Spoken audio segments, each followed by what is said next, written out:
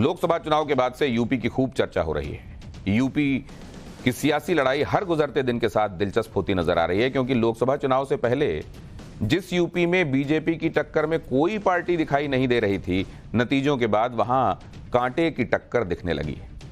एक तरफ योगी आदित्यनाथ हैं तो दूसरी तरफ अखिलेश यादव और राहुल गांधी की जोड़ी। लोकसभा चुनाव में यूपी में दम दिखाने के बाद आज अखिलेश यादव दिल्ली पहुंचे। संसद सत्र के पहले दिन अखिलेश यादव ने दिल्ली से यूपी के लिए बड़ा सियासी संदेश देने की कोशिश की, क्योंकि अखिलेश यादव अपनी पार्टी के जिस बुजुर्ग सांसद का हाथ पकड़कर संसद भवन की सीढ़ियों पर चढ़ते नजर आए, वो कोई और नहीं बल्कि अयोध्या में बीजेपी को बड़ा झटका देने वाले अवधेश प्रसाद हैं। यही नहीं, संसद भवन के अंदर भी राहुल गांधी और अखिलेश यादव के साथ अवधेश प्रसाद फ्रंट रो में बैठे नजर आए, और वो भी अखिलेश यादव और राहुल गांधी के बीच में। यानी अखिलेश यादव ने हर जगह अवधेश प्रसाद को अपने साथ दिखाने की कोशिश की और कई मौकों पर तो खुद से आगे भी रखा। असल में अवधेश प्रसाद यूपी की फैजाबाद सीट से सांसद चुने गए हैं। इसी लोकसभा सीट में अयोध्या भी आती है, जहां 500 वर्षों के इंतजार के बाद भव्य राम मंदिर बना है, जो कि बीजेपी के एजेंडे में हमेशा से सबसे ऊपर रहा है। और इस सीट पर बीजेपी ने हार की कल्पना तक नहीं की थी। इसीलिए संसद सत्र के पहले दिन अखिलेश यादव के साथ संसद पहुंचे अवधेश प्रसाद भी प्रभु राम का जिक्र करने से नहीं चूके। पहले अवधेश प्रसाद को सुनिए और फिर आपको बताऊंगा कि अयोध्या से जीतकर संसद पहुंचे अवधेश प्रसाद का हाथ थामकर यूपी के लिए क्या बड़ा सियासी संदेश देने की कोशिश की जा रही है, और यूपी के इस नए टेस्ट के लिए सीएम योगी क्या तैयारी कर रहे हैं। मर्यादा पुरुषोत्तम राम प्रभु श्री राम की मर्यादाओं को अक्षुण्ण रखते हुए पूरे देश में उनकी मर्यादा को कायम करूंगा और वहां के देवतुल्य मतदाताओं की उम्मीदों पर खरे उतरूंगा। लेकिन यूपी की इस नई परीक्षा के लिए योगी आदित्यनाथ भी कमर कस चुके हैं। बीजेपी को लोकसभा चुनाव में यूपी में जो नुकसान हुआ है, उसकी भरपाई के लिए सीएम योगी नए एक्शन प्लान के साथ न सिर्फ तैयार हैं, बल्कि उस पर टॉप गियर में काम भी शुरू हो गया है। सीएम योगी की सख्ती का असर भी दिखने लगा है। यूपी एसटीएफ ने आरओ एग्जाम में पेपर लीक कराने वाले गैंग का पर्दाफाश किया है। यह परीक्षा इसी साल 11 फरवरी को हुई थी, लेकिन पेपर लीक की वजह से परीक्षा को रद्द कर दिया गया। सीएम योगी के निर्देश पर यूपी एसटीएफ इसकी जांच में जुटी थी, और आज भोपाल में एक प्रिंटिंग प्रेस में छापेमारी के दौरान एसटीएफ ने पेपर लीक गैंग के 6 आरोपियों को गिरफ्तार कर लिया। आरओ का पेपर भोपाल के इसी प्रिंटिंग प्रेस में छपा था। इस मामले में 10 आरोपियों को पहले ही गिरफ्तार किया जा चुका है। भोपाल से पकड़े गए पेपर लीक गैंग के आरोपियों के बारे में आगे आपको बताऊंगा, लेकिन पहले देखिए इन लोगों ने कैसे आरओ एग्जाम का पेपर लीक किया। यूपी एसटीएफ के मुताबिक पहला तरीका प्रयागराज के bishop Johnson girls school and college से पेपर लीक कराने का हुआ। कॉलेज में परीक्षा का काम देखने वाले अर्पित, विनीत, यशवंत ने पेपर लीक में मदद की। 11 फरवरी को एग्जाम के दिन सुबह 6:30 बजे परीक्षा केंद्र से पेपर को मोबाइल फोन से स्कैन करके आउट किया गया। पेपर लीक में कमलेश कुमार पाल, डॉक्टर शरद सिंह पटेल, सौरभ शुक्ला और अरुण कुमार सिंह शामिल थे।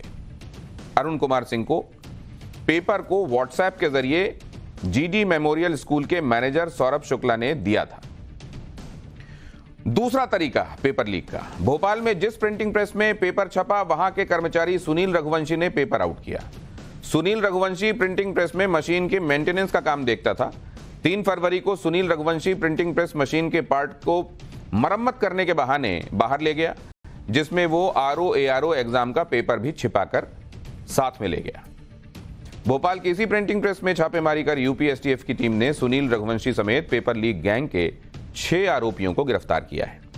एसटीएफ के मुताबिक प्रिंटिंग प्रेस से पेपर लीक कराने के बाद आरोपी सॉल्वर गैंग के साथ पेपर को लेकर भोपाल के कोमल होटल पहुंचे, जहां 11-12 लाख रुपए में कैंडिडेट्स के साथ सौदे तय हुए। सुनिए यूपी एसटीएफ के एडीजी अमिताभ यश ने पेपर लीक गैंग के खुलासे पर क्या कहा है। गैंग के विशाल दुबे, सुभाष प्रकाश, सुनील जायसवाल, सॉल्वर गैंग के अन्य सदस्य तथा अभ्यर्थीगण कोमल होटल पहुंचे, जहां पर विवेक उपाध्याय व अमरजीत शर्मा द्वारा उपलब्ध कराए गए 8 अभ्यर्थियों को प्रश्न पत्र सॉल्व कर पढ़वाया गया। प्रति अभ्यर्थी 12-12 लाख रुपए में सॉल्व प्रश्न पत्र पढ़वाए जाने का सौदा तय किया गया था। यूपी में सीएम योगी का धड़ाधड़ एक्शन हो रहा है तो लोकसभा चुनाव में जिन वजहों से बीजेपी ने खराब प्रदर्शन किया उसे दूर करने की दिशा में भी काम शुरू हो गया है। आपको बताता हूं कि सीएम योगी कैसे उन मुद्दों का हल कर रहे हैं जिसकी वजह से लोकसभा चुनाव में नुकसान हुआ था। संविधान बदलने और आरक्षण खत्म करने वाले नैरेटिव की तोड़ निकाली जा रही है। दलित समुदाय के बीच बीजेपी बड़ा अभियान चलाने की तैयारी में है। इस अभियान की जिम्मेदारी किसी दलित नेता को ही दी जा सकती है। दलित समुदाय को समझाया जाएगा कि आरक्षण खत्म करने वाला नैरेटिव विपक्ष का झूठ था, भ्रम फैलाने की कोशिश थी। रोजगार के मुद्दे पर योगी सरकार ने तेजी से काम करना शुरू कर दिया है। सभी विभागों में खाली पदों को भरने की प्रक्रिया भी शुरू हो गई है। यूपी के सारे सरकारी विभागों से खाली पदों का ब्यौरा मांगा गया है। 11,000 से ज्यादा पदों पर यूपीएसएससी भर्ती करने जा रहा है। इसके अलावा कैंडिडेट सिलेक्शन पर भी बीजेपी का फोकस है।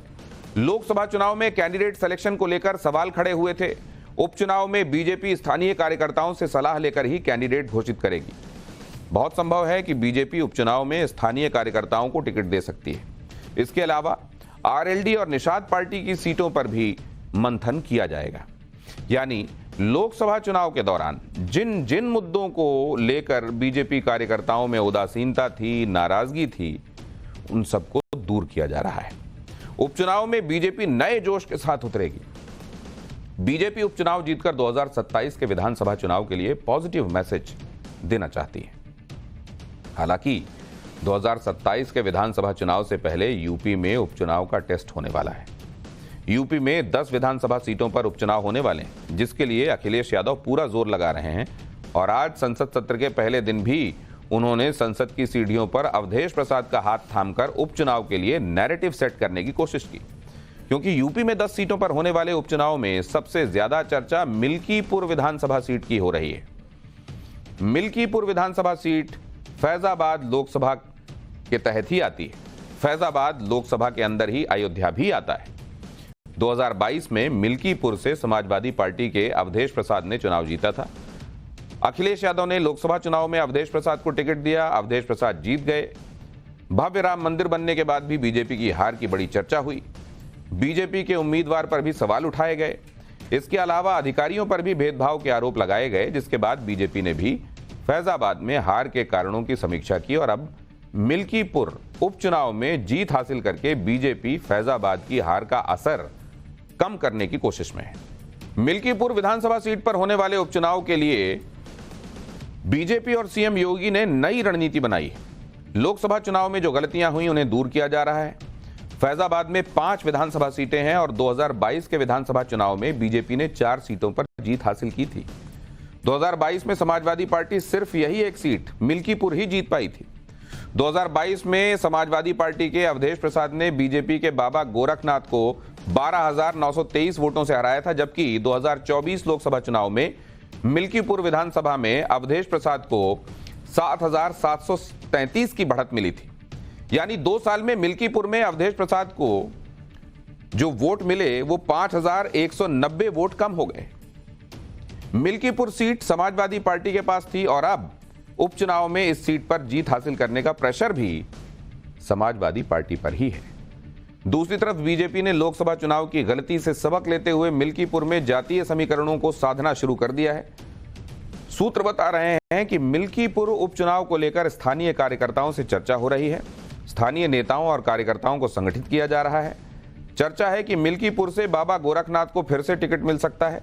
बाबा गोरखनाथ 2017 के चुनाव में मिल्कीपुर में 28,000 वोट से जीते थे।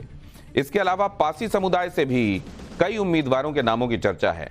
मिल्कीपुर से दावेदारों में जिला पंचायत और ग्राम प्रधान तक शामिल है। मिल्कीपुर उपचुनाव के लिए बीजेपी लगातार काम कर रही है। मिल्कीपुर से उपचुनाव में जीत मिलने पर पूरे प्रदेश के कार्यकर्ताओं को पॉजिटिव मैसेज जाएगा, जिसका असर 2027 के विधानसभा चुनाव में भी देखने को मिल सकता है। यानी उपचुनाव के जरिए बीजेपी 2027 की प्लानिंग कर रही है।